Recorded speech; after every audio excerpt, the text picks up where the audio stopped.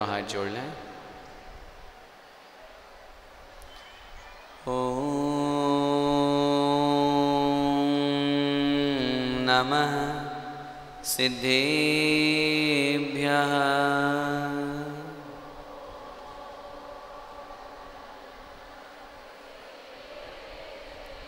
ओम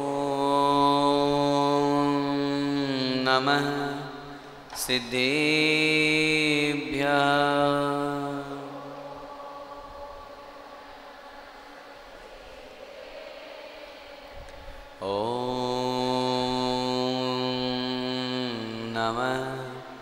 सिद्धेभ्यः।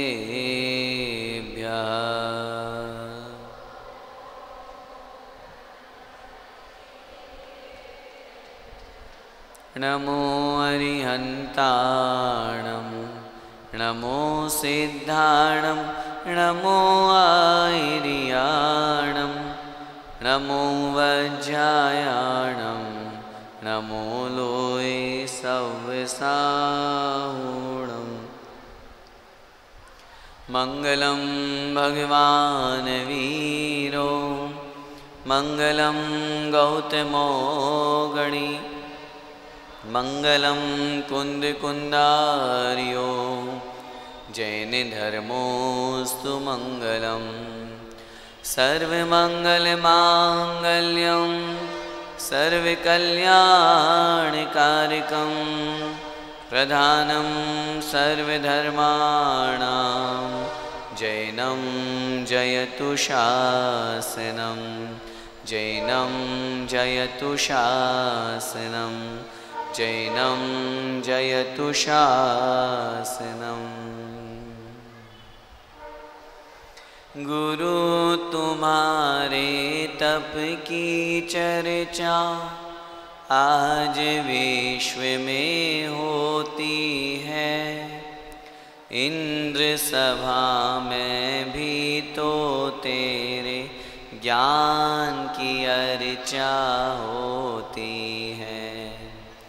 राजाओं सा घर वैभवे पाकर तुमने ठुकराया। तीन लोक में पूज्य मुनि पद गुरु आपने अपनाया। ऐसे ज्ञानी गुरुदेव का हमको मिला सहारा है। विद्यासागर गुरु आपको शत शत नमन हमारा है। सुधा सागर गुरुदेव आपको शत शत नमन हमारा है। शत शत नमन हमारा। अनंतानंत सिद्ध परमेष्ठी भगवान की, आदिम तीर्थंकर बड़े बाबा श्री आदिनाथ भगवान की, मूल नायक श्री गिरिराट नेमिनाथ भगवान की, द्वादशांग में जिनवाणी माता की, चारित्र चक्रवर्ती 108 श्री शांति सागर जी महामुनिराज की, संत शिरोमणि आचार्य भगवंत 108 श्री विद्यासागर जी महामुनिराज की, अभिनवाचार्य श्री समय सागर जी महाराज की, परम पूज्य गुरुदेव निर्यापक श्रमण मुनि पुंगव श्री सुधा सागर जी महाराज की, 2.5 द्वीपस्थ समस्त महामुनिराजों की, 10 लक्षण महापर्व की, उत्तम तप धर्म की।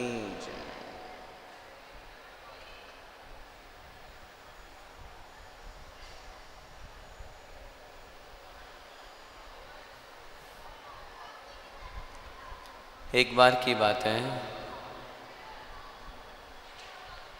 एक मंदिर जी में दोपहर का समय था। दोपहर के समय को देखकर जब ज़्यादा लोग मंदिर जी में सुबह सुबह आते हैं तो दोपहर का जो समय होता है उस समय मंदिर में कोई नहीं रहता और उस स्थिति में मंदिर में जो खंबा है, पत्थर का जो बना हुआ खंबा है, और पत्थर से बनी हुई जो जिन प्रतिमा हैं, उन दोनों के बीच में एक बहुत सुंदर सा वार्तालाप होता है। पत्थर का बना हुआ खंबा उस प्रतिमा से पूछता है, रे बहन, मेरे मन में बहुत दिनों से एक विकल्प चल रहा है। तुम भी पाषाण की बनी हुई हो, मैं भी पाषाण का बना हुआ हूँ। जहाँ एक तरफ दुनिया में जितने भी संप्रदाय हैं, जितने भी लोग हैं, वो तो इस तरह का भाव, इस तरह का परिणाम रखते हैं कि जैन तो सबसे अच्छे लोग हुआ करते हैं और वो तो किसी तरह का कोई पक्षपात नहीं करते। और जब पक्षपात नहीं करते हैं तो ऐसी स्थिति में मुझे तो सुबह सुबह सबसे ज़्यादा पक्षपात नजर आता है।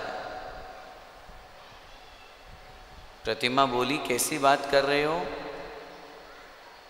इसमें पक्षपात की कौन सी बात हो गई? क्या तुम्हें ऐसा लग रहा है कि जैनी लोग या पूजा करने वाले लोग पक्षपात करते हैं? उसने कहा, बहन, तुम भी पाषाण के बने हुए हो, मैं भी पाषाण का बना हुआ हूँ, लेकिन देखो इन गुवाहाटी वालों को, तुम्हारी तो खूब पूजा करते हैं, तुम्हारी तो खूब आरती उतारते हैं, तुम्हारे तो आगे खूब अर्घ चढ़ाते हैं, तुम्हारा तो अभिषेक करते हैं, और मेरे सहारे पीठ लगा करके बैठते हैं, मेरा सहारा लगा करके मेरे साथ मेरा अपमान करते हैं। अब इससे बड़ा दुभात क्या होगा? दुभात समझना, अपन बोलते हैं अपनी भाषा में, मेरे साथ दुभात हो रहा है, मेरे साथ अन्याय हो रहा है। मुझे ये चीज समझ में नहीं आ रही कि तुम भी पाषाण की हो, मैं भी पाषाण का हूं। हाँ, अगर अलग अलग धातु के होते, तुम्हारा अलग काम मेरा अलग काम होता तो मुझे समझ में आता। पत्थर पत्थर है।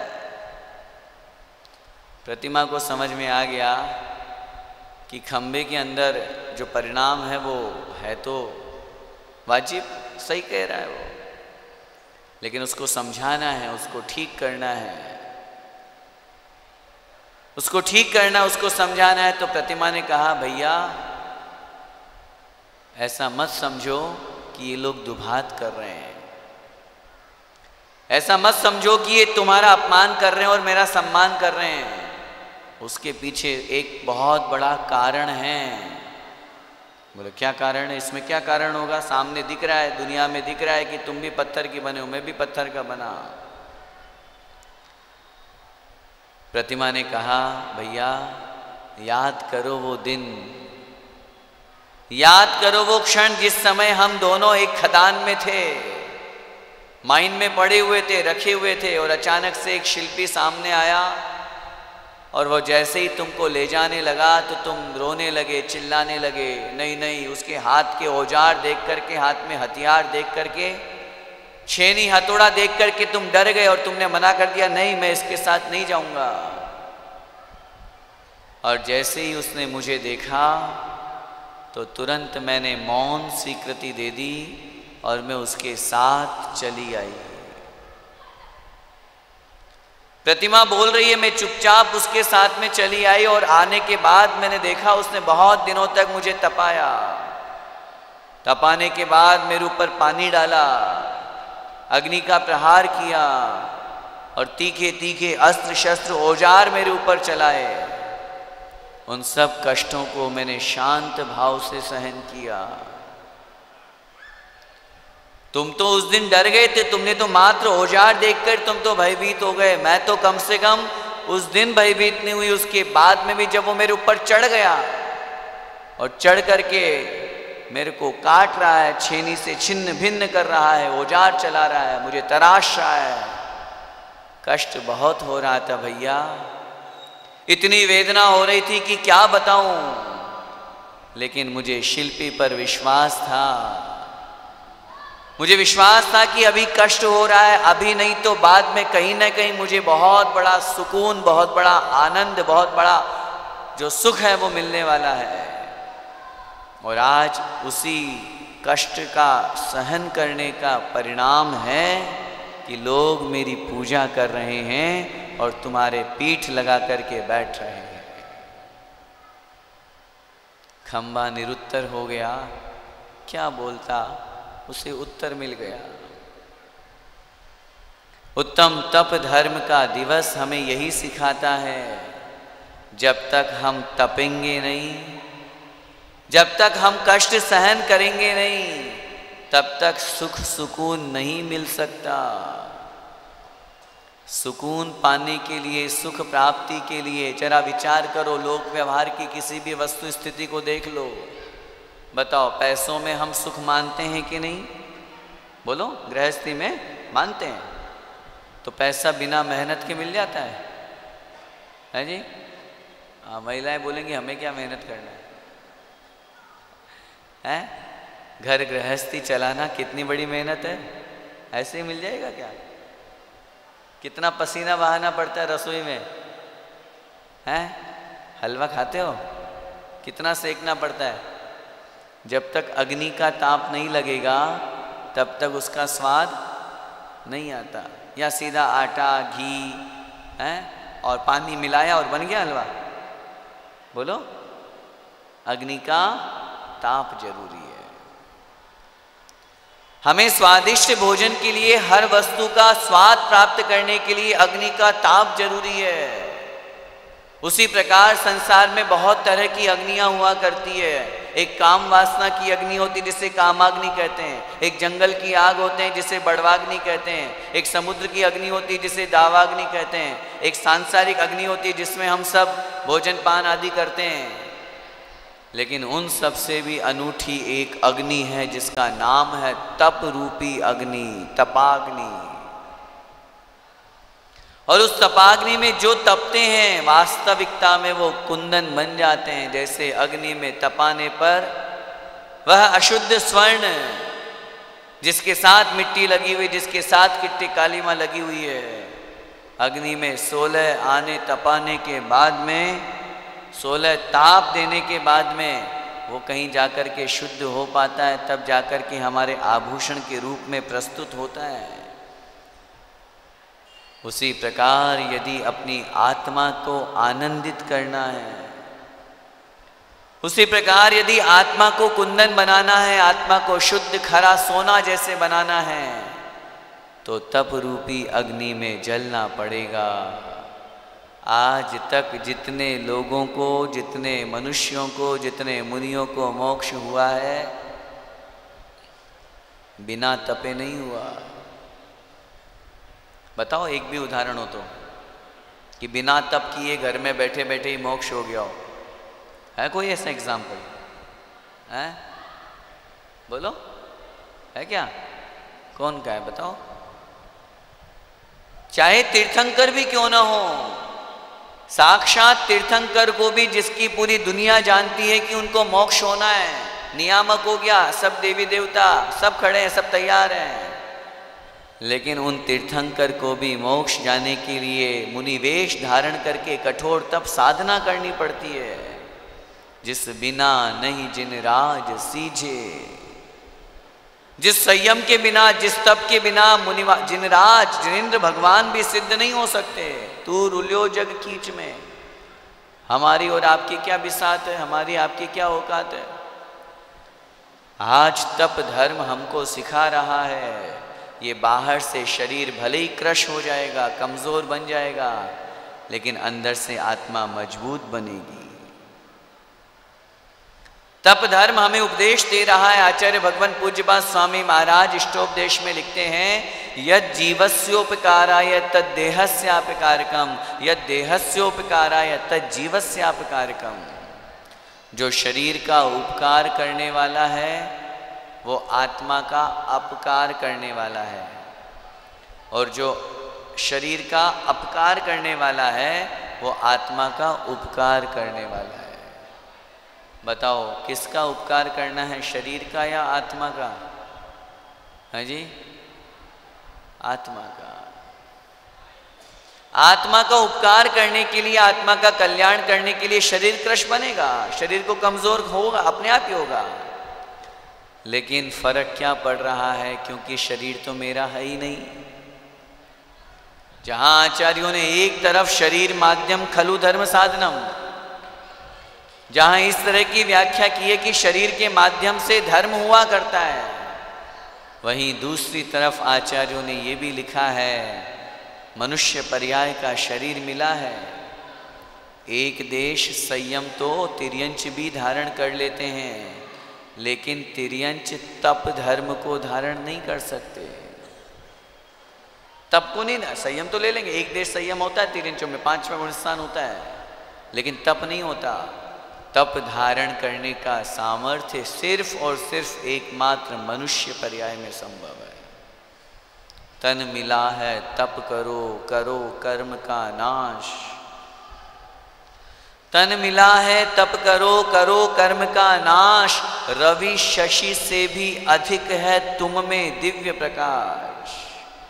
आत्मा की जो शक्ति है, आत्मा का जो प्रकाश है, सूर्य चंद्रमा का प्रकाश फीका पड़ जाएगा जब तप करेंगे, जब साधना करेंगे, जब केवल ज्ञान प्राप्त हो जाएगा। कर्म क्षयार्थम तप्यते इति तपः। कर्मों का नाश करने के लिए लक्ष्य क्या बनाना? सांसारिक वैभव नहीं। आज सुबह पढ़ रहे थे ना अपन, निदान। तप करते हुए, धर्म करते हुए निदान नहीं करना, जैसे रावण ने किया था। बहुत कठोर साधना थी रावण की, इतनी कठोर तपस्या वो रावण कर रहा था कि आचार्यों ने लिखा अगर उसका इंटेंशन, उसका लक्ष्य सही होता तो उसी भाव से मोक्ष चला जाता रावण। लेकिन उसने तप करने के साथ में लक्ष्य बना लिया, निदान मान लिया, मुझे बहुरूपणी विद्या सिद्ध करनी है। विद्या तो सिद्ध हो गई क्योंकि तप का प्रभाव था, खूब साधना करी थी, लेकिन लक्ष्य जो आत्म कल्याण का था उससे वो विमुख हो गया, उससे भटक गया। हमारा भी यही लक्ष्य होना चाहिए कि हम व्रत करें, उपवास करें, चाहे एकाशन करें, जो कुछ भी, जितना भी हम व्रत करते हैं, तप करते हैं, एकमात्र लक्ष्य मेरे कर्मों की निर्जरा हो।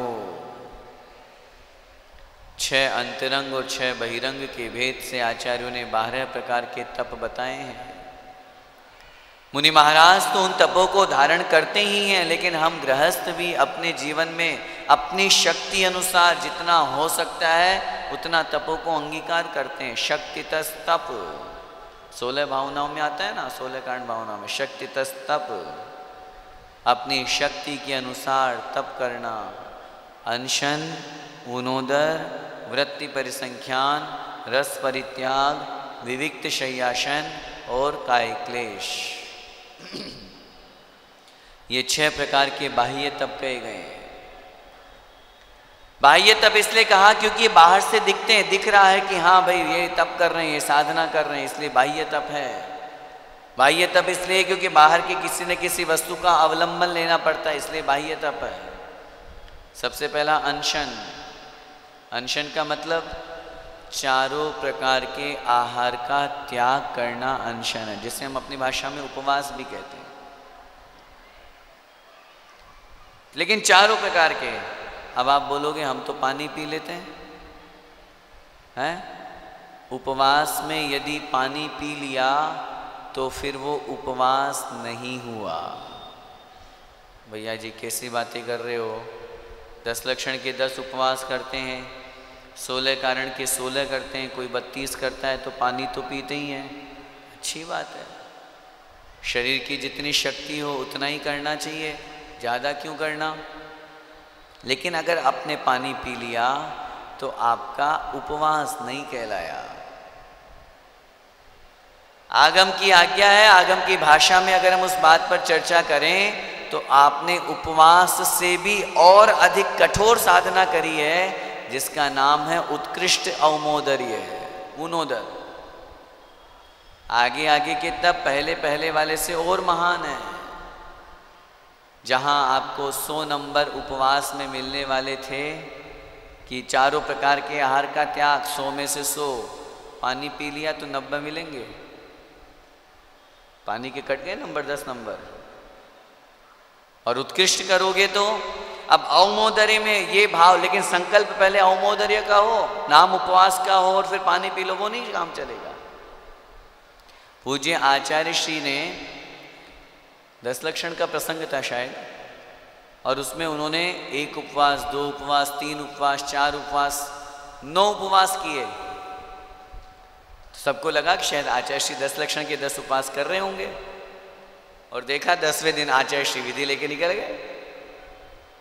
सब लोगों को आश्चर्य, क्योंकि किसी ने एक्सपेक्ट ही नहीं किया था। भाई पहले, दूसरे, तीसरे दिन तक तो चलो समझ में आए, अब जब जिसने 9 उपवास कर लिए हो, लास्ट वाला उत्तम ब्रह्मचर्य अनंत चतुर्दशी, जिसमें तो श्रावक भी उपवास करता है, और सब लोगों का उपवास चौके भी बहुत कम लगे, तो सबको लगा आप तो कुछ ही नहीं है, और आचार्य श्री विधि लेकर के निकल गए आहार करने के लिए। आहार हुआ। किसी ने पूछ लिया, महाराज हम तो सोच रहे थे कि आप तो 10 लक्षण के 10 उपवास करोगे। तो आचार्य श्री ने कहा, शास्त्रों की आज्ञा है शक्तितस् तप। मैं आज उपवास कर लूं, मेरी शक्ति नहीं है, मैं सामायिक नहीं कर पाऊं, मैं स्वाध्याय नहीं कर पाऊं, बस पढ़ा रहूं, इसका नाम तप थोड़ी ना है, इसका नाम उपवास थोड़ी ना है।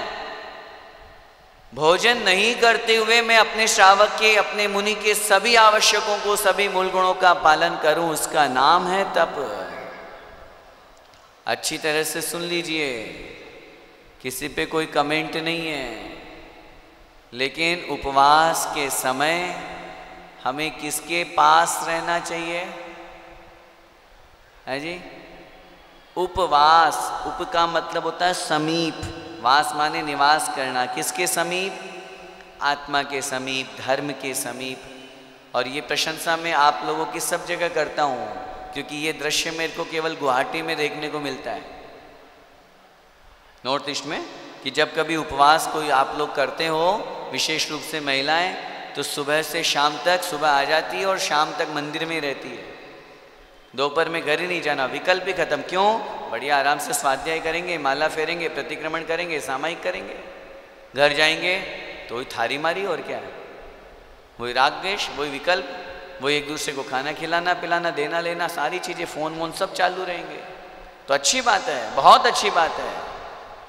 तो उपवास का मतलब ही यही होता है कि जहाँ हम चारों प्रकार के आहार का त्याग करके और धर्म के और प्रभु के और आत्मा के समीप में रहें। और यदि इससे अपोजिट हो रहा है, मैंने शायद पहले भी कभी प्रसंग सुनाए, वो मुझे हमेशा याद आ जाता है। आदरणीय बेनाड़ा जी, बड़े पंडित जी ने सुनाया था। आगरा के एक सज्जन थे, वो उपवास करते थे। तो एक दिन वो मिल गए, बोले पूछा कैसे? बोले हाँ मैं उपवास है, मेरा कल उपवास था। बोले क्या किया?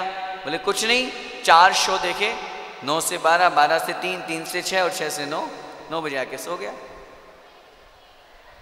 बोले क्यों? अब जब घर में रहूंगा तो भोजन दिखेगा, घर में रहूंगा तो इधर उधर की सब खाने पीने का मन करेगा, तो बढ़िया 4 शो देखता हूँ और बढ़िया आकर के सो जाता हूँ, मेरा दिन पूरा निकल जाता है और हो जाता है मेरा उपवास।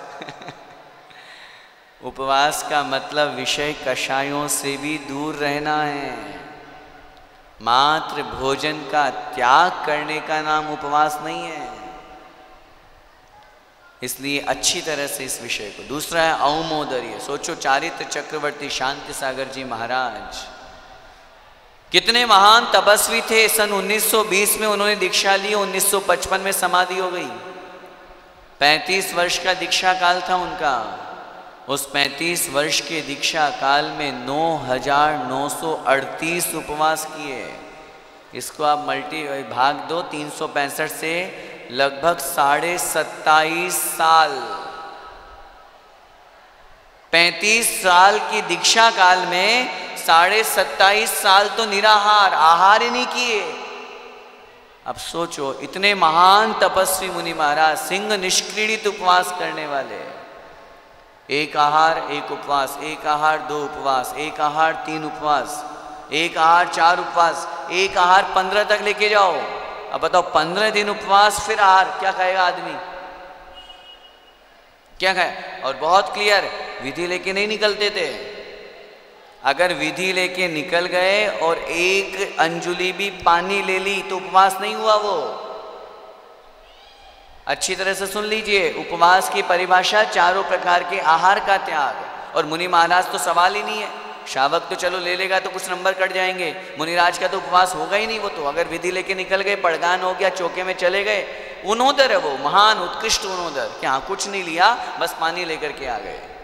दूसरे नंबर का वही है ऊनोदर। ऊन उदर, उदर माने पेट, जितना हमारा पेट में स्थान है, जितना हम भोजन ग्रहण करते हैं उससे कम खाना। क्यों? कम खाएंगे तो शरीर भी स्वस्थ रहेगा और विषयों के प्रति और भोजन के प्रति ग्रद्धता कम होगी। सब कुछ बढ़िया है, सामने है, भोजन सामने रखा हुआ है, खाने योग्य है, खा भी रहे हैं, हमारा फेवरेट भी है, सब कुछ है, लेकिन उसमें भी त्याग कर देना ये और अधिक कठिन होता है। अनशन में तो देखना ही नहीं है, चौके में जाना ही नहीं है, भोजन सामने आएगा ही नहीं, क्यों? मेरे तो उपवास आज। और ऊनोदर में सामने बैठो, थाली सजी हुई है और बढ़िया भूख लग रही है, तबीयत झक, और मन भी कर रहा खाना है, लेकिन वस्तु के होने के बावजूद भी, खाने योग्य होने के बावजूद भी वस्तु का त्याग कर देना ये और अधिक उत्कृष्ट तप कहलाता है ऊनोदर, अवमोदर ये जिसे कहते हैं। लेकिन हमारे यहाँ तो उल्टा है। हाँ, मैंने तो ऐसा सुना है, आगामी 7 तारीख को रविवार है ना, अभी सुबह शाम रोज अनाउंस सुन रहा हूँ मैं, तो 7 तारीख को सबका जीमण है, तो उसमें पहले से सब तैयारी। 6 तारीख की चतुर्दशी है, 6 की 14 है, अनंत चतुर्दशी का सबका उपवास रहेगा। तो भैया जी उस दिन हम उपवास करेंगे और अगले दिन दूनोदर करेंगे। ऊनोदर नहीं, दूनोदर, अब डबल खाएंगे ना, कल नहीं खाए थे इसलिए। जब कभी ऐसा भोजन हमें प्राप्त होता हो, हाँ तो मैंने सुना था, अभी थोड़ा लेट आया था मैं, विनती चल रही थी, मतलब जो आप लोगों का कार्यक्रम महिलाओं का था उसमें जरूर सुना था, हल्का फुल्का कान में शब्द पड़ गए कि नाश्ता भी है, फिर क्या क्या बोल रहे थे, भोजन भी है, सारी चीज़ें, सब व्यवस्था है। गुवाहाटी वालों की कमी थोड़ी ना होगी, हलवा भी 4 तरह का होगा, मिठाइयों की कोई कमी नहीं होगी। अब अभी से आप निदान बांध लोगे, पता चले कि रात में सो ही नहीं पाओ। नहीं, दोनों उधर मत कर लेना, नहीं तो और उल्टा हो जाएगा। नहीं तो कभी कभी ऐसा हो जाता है कि पेट से ज़्यादा खा लेते अपन, इच्छा नहीं होती, सॉरी इच्छा होती है, पेट जवाब दे चुका, पेट भर चुका, लेकिन फिर भी मन नहीं मानता है। तीसरा होता है वृत्ति परिसंख्यान, जहाँ कोई संकल्प लेकर के, जहाँ कोई विधि लेकर के अपने भोजन की परीक्षा की जाती है, आज मुझे भोजन है या नहीं है नसीब में। मुनि महाराज जैसे विधि लेकर के निकलते हैं, उस विधि के माध्यम से वो अपने आप को उस रूप में प्रस्तुत करते हैं कि आज मेरे को विधि मिलेगी तो ही मैं भोजन करूँगा, नहीं तो नहीं। और बहुत कठोर से कठोर विधियाँ अपने परीक्षा करने के लिए। देखो इतिहास में ऐसे ऐसे मुनि महाराज हुए, चारित्र चक्रवर्ती शांति सागर जी महाराज, धर्म सागर जी महाराज, ऐसी कठोर विधि लेकर के निकलते थे। हम गृहस्थ भी ले सकते हैं, अब विधि लेके तो कैसे निकलोगे, घर में ही रहना है। तो आचार्यों ने लिखा हम भी ऐसा संकल्प ले लें, एक बार भोजन जो परोसा हुआ आएगा थाली में वही ग्रहण करेंगे। लेकिन बताना नहीं पहले से, तो गड़बड़ हो जाएगा। बता दिया तो फिर मतलब क्या? अगर आपने पहले बता दिया, देख आज मेरे एक बार भोजन परोसे का ही नियम है, तो सामने वाले आपको 2 की जगह 4-5 रोटी जितनी आप खाते हो सब पूरा एक साथ रख देंगे। परीक्षा तो वो है कि हमें बताना नहीं है। जैसे मुनि महाराज विधि बतलाते हैं क्या? बोलो, आज मैं कौन सी विधि लेकर के निकल रहा हूं, ये महाराज बताते हैं क्या? नहीं बताते हैं। ऐसे ही गृहस्थ यदि इस तरह का कोई नियम ले, देख भाई आज मेरे नमक का ऊपर से नमक लेने का त्याग है, तो थोड़ा ध्यान रख लेना। तो फिर त्याग क्या हुआ? तुमने पहले ही हिंट कर दिया तो वो बेचारा चक चक करके लाएगा, शबरी के बेर जैसे, ताकि आपके नमक में कोई कमी न रह जाए। जो संकल्प होता है, जो नियम होते हैं, जो व्रत होते हैं, वो व्रत बताए नहीं जाते। वृत्ति परिसंख्यान, ये विधि जो भी संकल्प लेते हैं वो बताए नहीं जाते, वो तो जो है सामने है। रस परित्याग, दूध दही घी तेल नमक और मीठा, 6 प्रकार के जो ये रस कहे गए हैं उसके साथ में पूज्य आचार्य भगवंत कहते थे दिनवार के हिसाब से अपन लगाते हैं तो सोमवार को हरी भी आती है। हरी भी एक तरह का रस है। पूज्य आचार्य श्री कहते थे जैसे ये 6 रस है ना, वैसे हरी भी रस है। जिस दिन भोजन में कोई वनस्पति या हरी नहीं होती तो कैसे लगता है, सूखा सूखा सा। बस अपनी शक्ति अनुसार इन रसों का त्याग करना। सोचो सन 1975 में 1975 में फिरोजाबाद के चातुर्मास में पूज्य आचार्य भगवंत ने, जहाँ देखो 68 में तो दीक्षा हुई, अभी 7-8 साल हुए हैं, और आचार्य श्री ने उस फिरोजाबाद के चातुर्मास में पूरे 4 महीने के लिए 6 रसों का त्याग कर दिया था। दीक्षा से पूर्व नमक मीठे का त्याग कर दिया। कभी अपन लोग जब आचार्य श्री को आहार दिए हो, बहुत लोग देखते हो, देखे हो क्या भोजन करते हैं, क्या भोजन करते, और वो भी बड़े आनंद के साथ में, बड़े खुश होकर के मुस्कुराते हुए। ऐसा लग रहा था जैसे महाराज को हमने अमृत दे दिया आपको। और वो महाराज के जाने के बाद जरा वो क्या बोलते हैं उसको, लचका है ना, जो एमपी में बुंदेलखंड में चलता है वो खा के देखो, खाया नहीं जाएगा, बिना नमक का कैसे खाने में आएगा। लेकिन जब रस परित्याग नाम का तप, इतना कठोर तप है, बहुत सी माताएं बहनें करती हैं, रस छोड़ करके भोजन करती, रस लक्षण में है, अष्टमी 14 है, बहुत महान। अन्य दिन तो चल जाता है लेकिन रविवार को नानी याद आती सोमवार को हरी एक दिन नहीं खाएंगे तो कोई फर्क नहीं पड़ता, मीठा नहीं खाएंगे तो फर्क नहीं पड़ेगा, घी नहीं खाएंगे, तेल के इतने सारे आइटम बना लेंगे, तेल नहीं खाएंगे तो घी के आइटम बन जाएंगे, दूध दही से बहुत ज़्यादा फर्क नहीं पड़ता। लेकिन जिस दिन नमक, रविवार को कोई अष्टमी 14 आ जाए या रविवार को 10 लक्षण में अगर कोई करता है तो उस दिन तो ऐसा लगता है कि फिर तो उपवास ही कर लेते ज़्यादा अच्छा है। लेकिन मैंने फिर कहा उपवास से भी ज़्यादा कठिन है रस परित्याग। भोजन करना है, भोजन करवाएगा वो आपको, लेकिन भोजन कराने के साथ में ये सब चीज़ें नहीं मिलेंगी। विविक्त शय्यासन अर्थात एकांत में स्थान में बैठना, ध्यान लगाना, शय्या माने सोना, आसन माने बैठना। जैसे सेठ सुदर्शन अष्टमी चतुर्दशी को घर का परित्याग करके और श्मशान में जाकर के और ध्यान किया करते थे। मुनि महाराज देखो तो जरा, अभी कुछ दिन पहले जैसे सुनने में आया था, काय क्लेश अपने शरीर को क्लेशित करते हुए अभी पूज्य आचार्य भगवंत उसी फिरोजाबाद में 36 घंटे खड़े रहे थे। पूज्य गुरुदेव सुधा सागर महाराज जब मुक्तागिरी में थे, आचार्य श्री के संग में थे उस समय, तब 36 घंटे लगातार खड़े होकर के ध्यान किया। अभी पिछले वर्षों में जब पूज्य आचार्य श्री का चतुर्मास खजुराहो में हुआ था, तब दुर्लभ सागर महाराज, संधान सागर जी और एक और महाराज कोई थे, 3 महाराज ने लगभग 12 या 16 घंटे पद्मासन से एक स्थान पर बैठे रहे थे। अभी संधान सागर जी का सुनने में आया भोपाल में 12 घंटे तक खड़े रहे।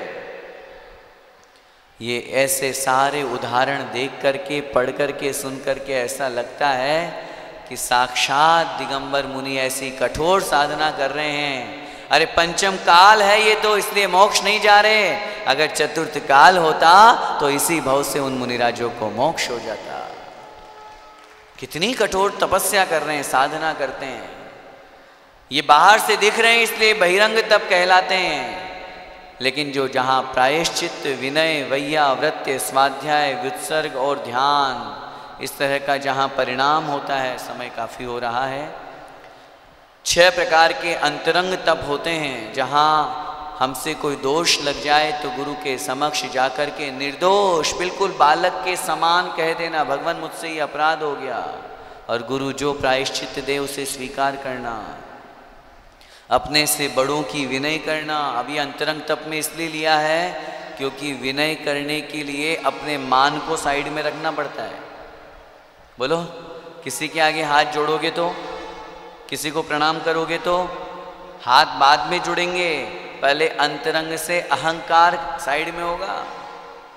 और बड़ों का विनय तो चलो कोई हर कोई कर लेता है, लेकिन अपने से छोटों का, अपने से गुणवान का, मैंने कहा था ना, गुणी जनों को देख हृदय में, उल्टा होता है, ईर्ष्या आती है और दूर भागते हैं। नहीं, विनय का भाव, सम्मान का भाव, वैयावृत्य। सोचो, आचार्य श्री इतने बड़े महान साधक होने के बावजूद भी, इतने बड़े पद पर बैठने के बावजूद भी वो अपने शिष्यों की वैयावृत्ति किया करते थे।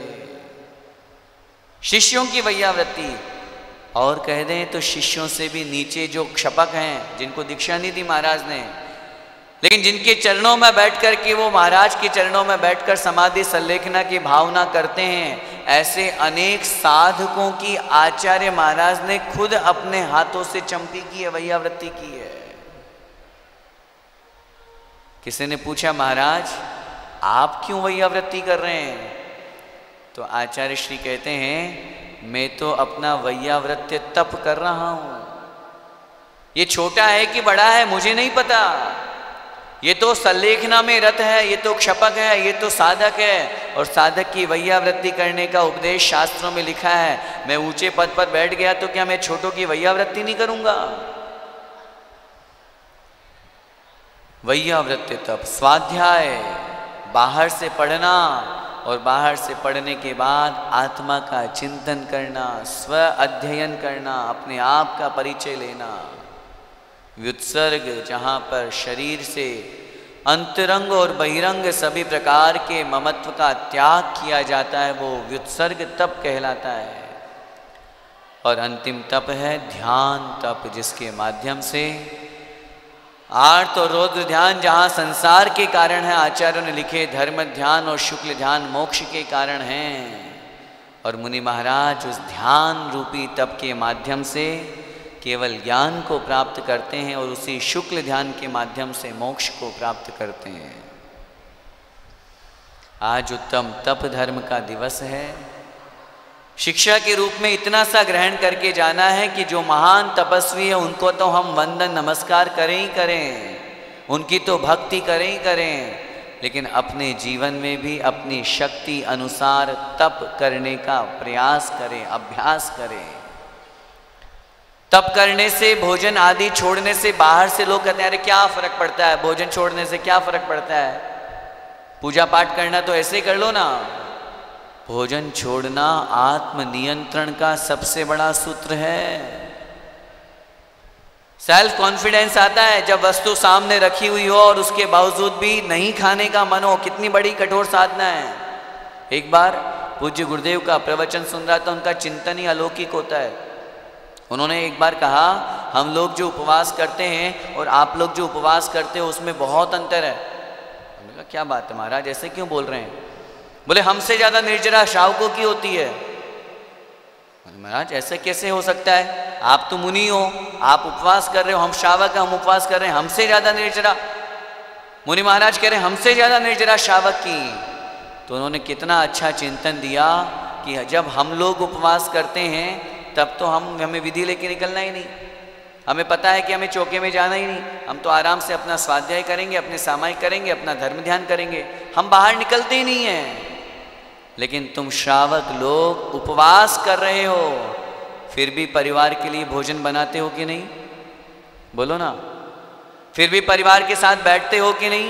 परिवार में भोजन करा रहे हैं और वो सामने वाला भोजन कर रहा है, उसी स्थान पे हम बैठे हुए हैं। भोजन को देख करके मन में विकल्प आ सकता है, लेकिन उसके बावजूद भी भोजन का त्याग कर रहे हैं। कितना बड़ा कंट्रोल है। बोलो। महाराज कह रहे हैं हमें तो भोजन दिखता ही नहीं है, हमें तो थाली दिखेगी नहीं, लेकिन श्रावकों को भोजन दिख रहा है, भोजन परोस रहे हैं, भोजन सामने है।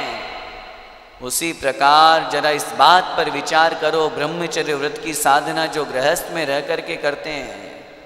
पूज्य गुरुदेव ने उसी चिंतन में आगे कहा, हम लोगों ने तो आजीवन ब्रह्मचर्य व्रत का नियम ले लिया, हमें तो किसी स्त्री से कोई संपर्क करना ही नहीं है। लेकिन धन्य है वो श्रावक धन्य है वो श्रावक, धन्य है वो श्रावक श्राविका, वो स्त्री पुरुष, वो पति पत्नी जो गृहस्थ में रह करके भी अपनी शक्ति अनुसार महीने में 10 दिन, 15 दिन, 20 दिन, 25 दिन जितना हो सकता है उतना ब्रह्मचर्य का पालन कर रहे हैं। वस्तु सामने है उपभोग करने के लिए, फिर भी उसका परित्याग किए हुए हैं। कितनी कठोर साधना और तप है।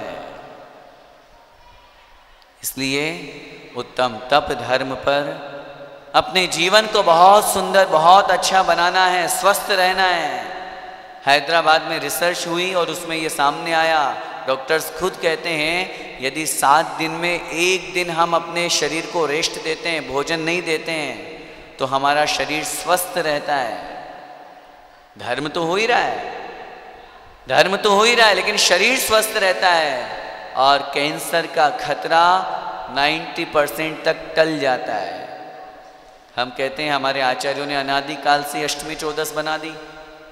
हफ्ता में 1 दिन आना है, उपवास कर लो, नहीं कर पाओ तो एकाशन कर लो, तो कम से कम शरीर हल्का रहेगा, शरीर स्वस्थ रहेगा। बताओ, जिस दिन उपवास एकाशन करते हो अच्छा लगता है कि भूख लगती है? अच्छा लगता है, बड़ा हल्का हल्का सा शरीर रहता है, कोई विकल्प नहीं रहता। और जिस दिन 7 तारीख को ठूस ठूस के खाएंगे, उसके बाद दिन में देखना 2 बजे बाद सब के, तो अपने आप को तप धर्म से जोड़ेंगे तो जीवन बड़ा सुकून और बहुत आनंद में निकलेगा। समय हो गया, बस इतना सा समझें, अपनी शक्ति को मत छुपाओ और जितना हो सके जैसा बने उतना अपन को तप करने का प्रयास करना चाहिए, ताकि हम भी उस तपस्या के माध्यम से अपनी आत्मा का कल्याण कर सकें। इसी मंगलमय भावना के साथ बोलिए उत्तम तप धर्म की।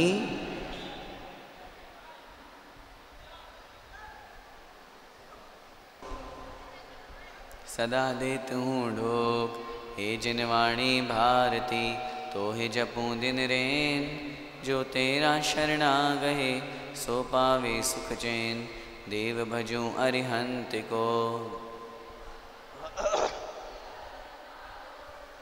यही मोक्ष का पंथ। 9 बार नमो का।